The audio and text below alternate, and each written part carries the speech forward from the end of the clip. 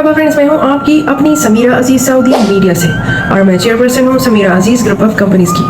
اسرائیلی فوج نے غزہ میں پیش قدمی کی اور حماس کو ختم کرنے کا عہد کر لیا ہے، کیونکہ حماس نے 7 اکتوبر کو حملہ کر کے 1400 سے زائد اسرائیلیوں کو ہلاک کر دیا تھا، جس میں زیادہ تر عام شہری تھے۔ اور اس کے جواب میں اسرائیل نے غزہ پر فضائی حملے کر کے 8000 سے زائد افراد کو ہلاک کیا، اور ان ہلاک ہونے والوں میں بھی عام شہریوں کی اکثریت تھی۔ مطلب جو کہ عام شہری ہیں، عام انسان ہیں، وہ بھی جنگ کے ہاتھوں لقمۂ اجل بن گئے۔ تنازع کو بڑھانے والے ریاستی یا غیر ریاستی عناصر کو روکنا بہت ضروری ہے، اور فوری طور پر اسرائیل کے فوجی آپریشن کو روکنے کے لیے اہم اقدامات کرنے چاہیے۔ لڑائی کے ہنگامی بنیادوں پر فوری خاتمے اور فوری جنگ بندی کی ضرورت ہے۔ شہریوں کے تحفظ اور انسانی امداد مہیا کرنے کی اجازت اور امن و امان کو فوری طور پر بحال کرنے کی ضرورت ہے۔ غزہ میں جو نقصان ہوا ہے اس کو دیکھتے ہوئے غزہ کے لوگوں کے لیے فوری طور پر امداد کو بڑھانے کی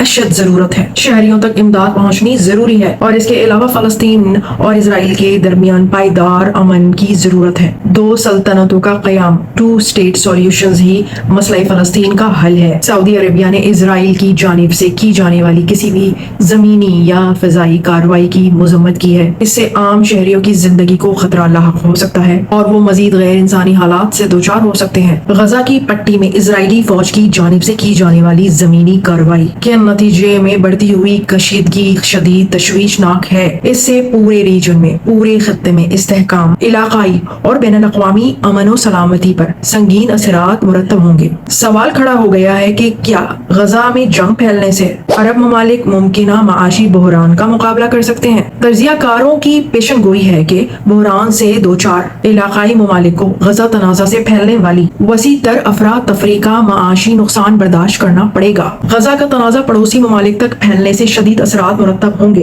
اسرائیل حماس تنازع سے پیدا ہونے والی صورتحال کے پیش نظر لبنان سے حزب اللہ اور اس کے اتحادی فلسطینی دھڑے اسرائیل کے ساتھ روزانہ سرحد پار فائرنگ کا تبادلہ کرتے ہیں۔ امریکی بحریہ کے جہاز نے یمن میں حوثی ملیشیا کی طرف سے داغے گئے میزائلوں کو ناکارہ بنایا۔ شام میں امریکن اڈے آگ کی زد میں آئے، اور عراق میں امریکن افواج پر ڈرون حملوں کے ساتھ راکٹ برسائے گئے۔ سعودی عرب، کویت، امریکہ، برطانیہ، جرمنی، کینیڈا اور فرانس سمیت متعدد ممالک نے اپنے شہریوں کو لبنان کا سفر کرنے سے احتیاط برتنے کی ہدایت کی ہے۔ اسرائیل فلسطین تنازع طویل ہو سکتا ہے، اس بات کے 60% امکانات ہیں۔ ایران کی حمایت یافتہ ملیشیا اور علاقائی مداخلت کاروں کی شمولیت حماس کے ساتھ بڑھ رہی ہے، اور اس سے یہ اندازہ ہوتا ہے کہ عراق، لبنان اور شام کی جو معیشتیں ہیں وہ سب سے زیادہ خطرے میں ہیں۔ حزب اللہ کی لبنان سے قریبی وابستگی ہے، تو لبنان کو براہ راست فوجی مداخلت کرنے کی وجہ سے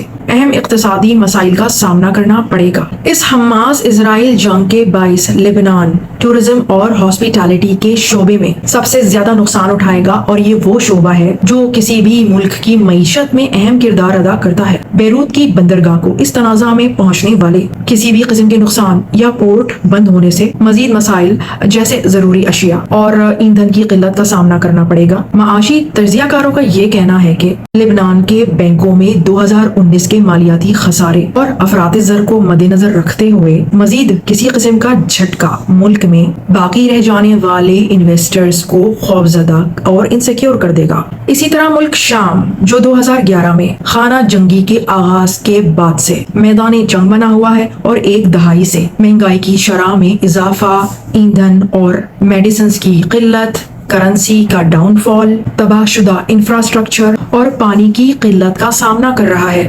یونائٹڈ نیشنز کے مطابق ملک شام میں 90% سے زیادہ آبادی خط غربت سے نیچے زندگی گزارنے پر مجبور ہے، اور آلریڈی تقریباً 1.5 کروڑ سیرینز کو انسانی امداد کی ضرورت ہے۔ تو اب یہ غزہ میں جنگ جو پھیلی ہے، تو اس سے یہ عرب ممالک ممکنہ معاشی بحران کا مقابلہ مشکل سے کر سکیں گے، بلکہ اور کلیئرلی کہہ دوں تو یوں لگتا ہے کہ معاشی بحران کا مقابلہ نہیں کر سکیں گے، اور عراق، لبنان اور شام کی جو معیشتیں ہیں وہ سب سے زیادہ خطرے میں ہیں۔